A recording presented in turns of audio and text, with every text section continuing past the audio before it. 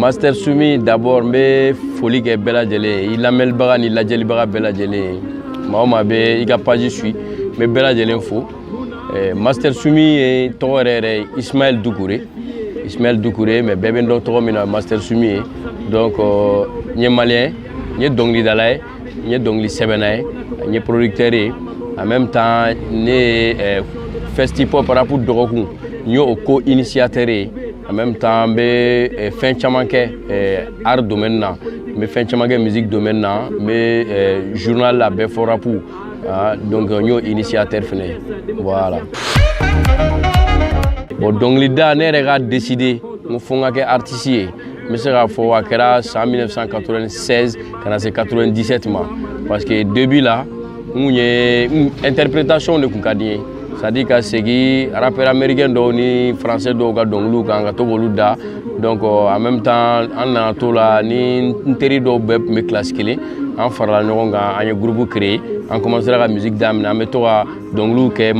dɔnkiliw enregistré ka maquettew enregistré ka taa participer concours de rap ni fɛnw na dɔɔni dɔɔni fo ka taa n se lycée ma n ka carrière n bɛ se k'a fɔ n ye carrière solo yɛrɛ daminɛ k'a fɔ n kelen bɛ dɔnkili da o daminɛna n kelen ka n ka defu san i y'a faamuya donc à partir de 2000-2001 n continue la carrière solo la parce que parents kun opposé non an ka musique daminɛ la kosɛbɛ donc o kɛra sababu ye ni minnu kun bɛ rap kɛ ɲɔgɔn fɛ olu y'a jɔ mais ne continuera fo ka na se n ka album fɔlɔ bɔli ma 2007. Bon an bɛ se k'a fɔ ne ka rap ye rap sugu min ye ne bɛ rap engagé de kɛ rap engagé tɛ dɔwɛrɛ ye n'a fɔra ko rap engagé a tɛ n'a fɔ rap min bɛ yen k'a bɛ yen dɔrɔn ko pour que ka politique mɔgɔw de clasher ou bien ka gouvernance dɔrɔn de critiquer. Rap engagé on peut être engagé par rapport à des questions sociales i m'a faamuya i bɛ se ka kuma furuko kan i bɛ se ka kuma jeunesse yɛrɛ taabolo kan i bɛ se ka kuma hali an ka diinɛw kɛcogo ni fɛn caman wɛrɛw kan an ka tabiyaw kan donc n bɛ question sugu bɛɛ aborder. Rap c'est vraiment du rap engagé mais aussi du rap conscient min do me mɔgɔw sensibiliser me critique kɛ mais n ka proposition fana kɛ kuma dɔ la dɔnkili dɔw kɔnɔna na hakilinata minnu bɛ n na fɛɛrɛ minnu bɛ n bolo k'a fɔ jamanajɔ yɛrɛ sira kan n b'olu dɔw fana fɔ dɔnkiliw kɔnɔna na. Bon n tɛ se ka mɔgɔ jɔnjɔn f'i ye k'a fɔ ko ne ye inspiré o tigi de la mais ne dɔnkilidala caman kɔni lamɛn bien avant que n ka musique daminɛ en même temps hali n kɛlen ka don musique la n kun bɛ maa caman lamɛn n bɛ rappeurs lamɛn a kɛra américain rappeurs ye o a kɛra français ye o n kun bɛ mɔgɔ caman lamɛn MC Solar ninnu ni NTM Ayam rappeur baden de bɛ tubabu jamanaw la n bɛ minnu lamɛn hali farafinna yan rappeur groupe caman bɛ yen nɔ minnu kɛra maa fɔlɔw ye i n'a fɔ Positive Black Soul i n'a fɔ Daraji donc hali an kɔrɔ caman bɛ yan nɔ n kun bɛ minnu lamɛn n ka musique daminɛ la quoi donc je peux dire que nin bɛɛ de bɛ ne la inspiré parce que tout le temps n bɛ fɛn dɔ de sɔrɔ nin bɛɛ lajɛlen kɔnɔ n bɛ se ka mun kɛ ka n ka baara dafa k'a ta n ka musique daminɛ la fo ka na se bi ma. Bon nafa a ka ca yɛrɛ a ka ca nafa ka ca parce que mais nafa yɛrɛ min ka bon ni nafa bɛɛ ye o déjà i bɛ baara min kɛ n'a diyara hadamadenw ye o de la tubabuw b'a fɔ ko la plus grande richesse n'est ni l'argent ni l'or ni le bien matériel mais la plus grande richesse c'est la richesse humaine ni ala ye hadamadenw di ma ka hadamadenw ka k'i ka i fɛ ani i ka baarakɛta fɛ o nafa tɛ tɛmɛ o kan quoi nafa tɛ tɛmɛ o kan ni mɔgɔw ka i ye baara min kɛ i b'a kɛ san ni san depuis san joli b'a kɔnɔ i ye mɔgɔw ka bonya sɔrɔ i ye mɔgɔw ka diɲɛ sɔrɔ maaw b'i encourager don o don i mana taa diɲɛ yɔrɔ o yɔrɔ la mɔgɔw b'i apprécier mɔgɔw bɛ bonya de ta k'a ɲɛsin i ma mɔgɔw b'a yir'i la k'i ka musique k'a b'u bilasira a b'u bɔ fili la a b'a to u bɛ fɛn caman yɛrɛ faamuya e ka musique sira fɛ donc moi je pense que nafa tɛ tɛmɛ o kan et puis musique kɛra sababu ye ne ma n ka se diɲɛ dugu caman na n ka diɲɛ jamana caman yala n ka taa micro ta olu yɔrɔ la n ka jamana problèmew fɔ o kɛnɛw kan n ka jamana tɔgɔ fɔ o kɛnɛw kan et puis hakilina min bɛ n na n kun ni n kan cɛ diɲɛ yɛrɛ taabolo kan n ka se k'o fɔ donc moi je pense que nafa tɛ tɛmɛ o kan quoi. La main de Dieu est un album durunan de parce que ne album nani ne bɔ ka taa 2007 la kana se 2016 ma donc la main de Dieu est un album durunan de ale de bɔra ɲina a bɔra il y a juste quelques jours donc an bɛ se ka hakilina min fɔ a la ni k'i bɛ la main de Dieu ta littérature la il faut fɛn ma ko métaphore la main de Dieu tɔgɔ yɛrɛ ye métaphore de mais hakilina min b'a kɔnɔna na o ye de Ala ka dɛmɛ ni k'i b'a kuma fɔ kuma la surunya Ala ka kuma nɔgɔya i b'a fɔ Ala ka dɛmɛ est-ce que an kan k'an sigi k'an bolo fila d'an sen kan k'a fɔ ko Ala bɛna fɛn bɛɛ kɛ anw ye wa an tɛ baara kɛ an tɛ foyi kɛ an t'an jɔ an jɔyɔrɔ la est-ce que an bɛna sigi ko Ala bɛna fɛn bɛɛ d'an ma parce que an yɛrɛ b'a fɔ ko n'i y'i yɛrɛ dɛmɛ Ala fɛnɛ b'i dɛmɛ hali mɔgɔninfinw n'aw bɛ ɲɔgɔn kan n'a ye fila ye n'a ye ɲɔgɔn minɛ Ala bɛ k'aw sabanan ye i y'a faamuya n'a ye ɲɔgɔn kanu sira ta donc k'a yira mɔgɔ la k'a fɔ Ala ka danfɛn tɛ anw dɔrɔn ye a ye américains da a ye français da a ye chinois da a ye européens da Ala den min mana sɛbɛ sira ta c'est-à-dire que a ka se ka diɲɛlatigɛ a bɛ lafiya sira minnu fɛ k'o sira ta Ala b'o tigilamɔgɔ de dɛmɛ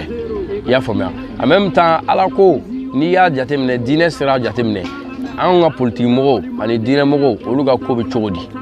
parce que i b'a ye ni diinɛ mɔgɔ dɔ kumana politique ko kan sisan n'a tɛ politique ma min arranger o b'a fɔ ko non diinɛ mɔgɔ dadon ko tɛ politique ko ye mais ni élection sera ni campagne bɛ sen na i b'a ye politique mɔgɔ caman bɛ yen nin nɔ u bɛ wuli u bɛ se diinɛ mɔgɔw ma pour que u k'u dɛmɛ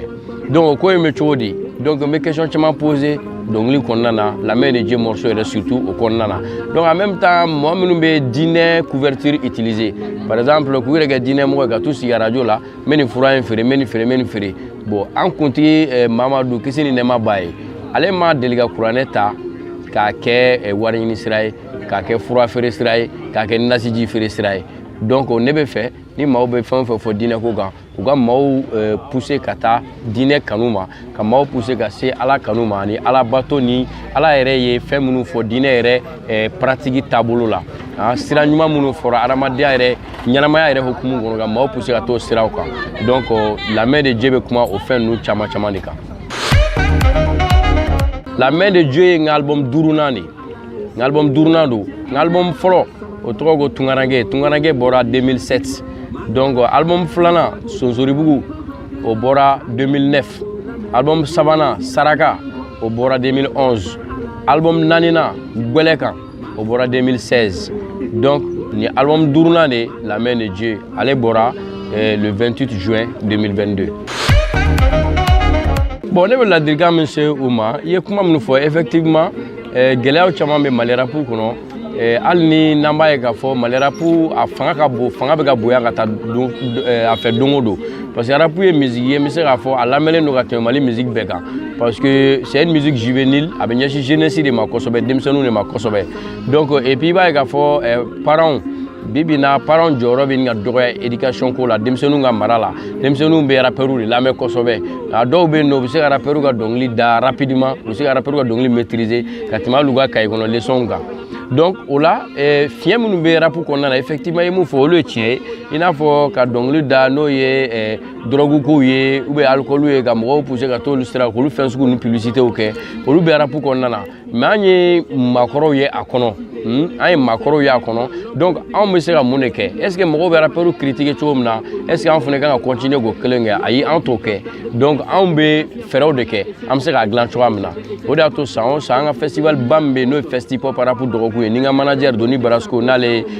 ni ale de y'o hakilina ta ale yɛrɛ ye festival in directeur ye donc o festival kɔnɔna na san o san an bɛ formation organiser festival kɔnɔ formation minnu b'a to ladegeli kalanw de don kalandaw de don an bɛ mɔgɔw bilasira dɔnkili sɛbɛncogo ɲumanw na et puis thème minnu bɛ yen ni rappeurs bɛ se ka to k'a da dɔnkiliw kɔnɔna na o thème an b'o dɔnbaganganaw wele olu ka n'o thème expliquer u ye i n'a fɔ justice kow ni fɛn caman ani jamana yɛrɛ mara taabolo ani bɛn ni kelenya yɛrɛ bɛ se ka sabati an ka jamana kɔnɔ cogo min na o sujet fɛn fɛn bɛ yen nɔ k'a bɛ jamana concerné an b'olu kumaw fɔ a kɔnɔna na donc mais il faut reconnaître aussi que rappeurs baden de bɛ Mali kɔnɔ talent bɛ mun na denmisɛnnin caman bɛ yen hali caman bɛ yen nɔ maaw b'a fɔ ko u bɛ fɛn wɛrɛw promotion kɛ n'o ye drogue kow ni fɛnw ye a caman bɛ yen u bɛ se dɔnkilida la kosɛbɛ mais mɔgɔ caman fana mago bɛ encadrement de la encadrement k'u encadrer ka se hali k'u ka carrière k'a professionnaliser pour que u bɛ se ka nafa sɔrɔ u ka musique bɛ se k'u nafa cogo min na a bɛ se ka jama yɛrɛ fana nafa o cogoya kelen na donc o baaraw o tɛ maa kelen ka baara ye bɛɛ lajɛlen bɛ se k'i impliquer o baaraw la pour que sini ma Mali rap a fanga bɛ se ka bonya ka taa fɛ hali bi cogo min na an bɛ se ka hali jamana wɛrɛw concurrence cogo min na ka taa fɛ bon bon me kuma kunje kuma mfo m'a fɔ d'abord malien bɛɛ lajɛlen ɲɛna u ka artiste u denkɛ anu dɔgɔkɛ nu terikɛ Master Sumi a ye album kura bɔ album min ye san 2 ni dɔɔni de kɛ a baara kan donc album min bɔra album min bɛ sɔrɔ fan bɛɛ et puis surtout plateforme de téléchargement n'o ye iTunes, Deezer, Amazon, Spotify ani application dɔ yɛrɛ b'an ka jamana kɔnɔ bi n'o ye Malizik ye Malizik mɔgɔw bɛ se ka album min san Malizik kan ni Orange Money u bɛ se k'a san wa Orange Money la i b'a san 400 ani dɔrɔmɛ 10 donc album min bɛ bɛɛ lajɛlen ka bila la a bɛ bɛɛ lajɛlen ka porter la donc k'a fɔ bɛɛ ɲɛna album min bɔra an bɛna continuer ka album min exploiter chaque 2 mois 3 mois an bɛna clip kura dɔ kɛ parce que morceau 10 de b'a kɔnɔ et puis ni artiste baden collaborer la n bɛ profiter k'olu fo kosɛbɛ i n'a fɔ Iba One, Darekeb, Calibre 27, Jenksy B, Debeto King, Amenji, donc n'olu collaborer la armée malienne morceau là. Donc morceau wɛrɛ bɛ bɛtɛgɛ bɛɛ ye ni an balimamuso Fati Kuyate n'u ale collaborer la. Morceau wɛrɛ bɛ unité nationale donc n kɔrɔkɛ Vieux Farka Touré ale fɛnɛ y'a kan bila o morceau in na donc ka se au nom du peuple ma ni VP Boy y'o kɛ VP Boy ye Guinéen ka rappeur ba dɔ ye donc album min kɔni a bɛ sugu la a bɛ fan bɛɛ a bɛ sɔrɔ fan bɛɛ donc k'a fɔ bɛɛ lajɛlen ɲɛna k'a fɔ donna nataw la an bɛ waati di mɔgɔw ma u ka album découverte kɛ halisa u ka album lamɛn donna nataw la an bɛna concert boloda n'o ye concert dédicace ye ani ka se hali Mali yɔrɔ yɔrɔ la ka se ka concert kɛ ka album min dédicace ka album min kɔnɔko k'a yira mɔgɔw la halisa donc k'a fɔ malien bɛɛ lajɛlen ɲɛna vraiment hali bi ala k'an ka jamana sumaya ala k'an ka jamana sumaya ala k'an ka jamana basigi ala ka malien bɛɛ lajɛlen bɛn kelen ma bɛɛ k'a dɔn k'a fɔ jamana fila t'an bolo jamana kelen de b'an bolo o tɔgɔ ko Mali wa Mali ye fɛn bɛɛ kɛ an ye an mana kɛ diɲɛ fɛn fɛn an tɛ kɛ dɔwɛrɛ ni malien tɛ donc an kan ka fɛɛrɛ bɛɛ kɛ bi ka jɛ k'an bolo di ɲɔgɔn ma ka hakilinataw fara ɲɔgɔn kan pour que an ka jamana ka se ka sira kura ta sira min bɛ an lase hɛrɛ sira ma développement sira ma donc sira min b'a to malien bɛɛ lajɛlen bɛ se k'i dahirimɛ sɔrɔ hɔrɔnya ni fɛngɛ kɔnɔna na danbe kɔnɔna na donc sira min b'a to ni malien minnu bɛ yen n'u déplacera ka b'u ka duguw la ka taa dugu wɛrɛw la ka taa hali an kɛrɛfɛ jamana dɔw la olu ka se ka segin u ka duguw la ka se k'u ka sɛnɛw kɛ ka se k'u ka jagow kɛ ka se k'u ka bagan maraw kɛ jamana ka basigi bɛn ni kelenya ka se ka na hali bi fanga ka se ka don an ka kɛlɛcɛw la minnu bɛ kɛlɛda la minnu tanyara n bɛ dugawu don k'u ye minnu bananen don n bɛ dugawu don k'u ye ala ka lafiya da la s'u ma wa minnu bɛ kɛlɛyɔrɔ la an ka encouragement b'u ye kosɛbɛ o de y'a to n ye armée malienne morceau da pour que ka tasibila kɛ ka lase olu bɛɛ lajɛlen ma donc a yira jeunesse fɛnɛ la bɛɛ lajɛlen k'i cɛsiri bɛɛ ka baara kɛ maa si kana taga gain facile sira fɛ ka nafolo sɔrɔ ou bien ka fɛn dɔw sɔrɔ nɔgɔya sira la ka sɔrɔ i ma baara kɛ ka sɔrɔ i ma wɔsi i bɛ se ka diɲɛ ko o kɛ mun b'a to i bɛ se k'i dahirimɛ sɔrɔ hɔrɔnya ni danbe kɔnɔna na bɛɛ lajɛlen k'o sira ta wa an k'a ɲini an ka kalan ni kalan n'a opportunité b'an bolo n'a sababuya b'an bolo ka se ka kalan ka se ka ko dɔn parce que maa si tɛna jamana in jɔ an place la an yɛrɛ de kan k'an ka jamana jɔ le Mali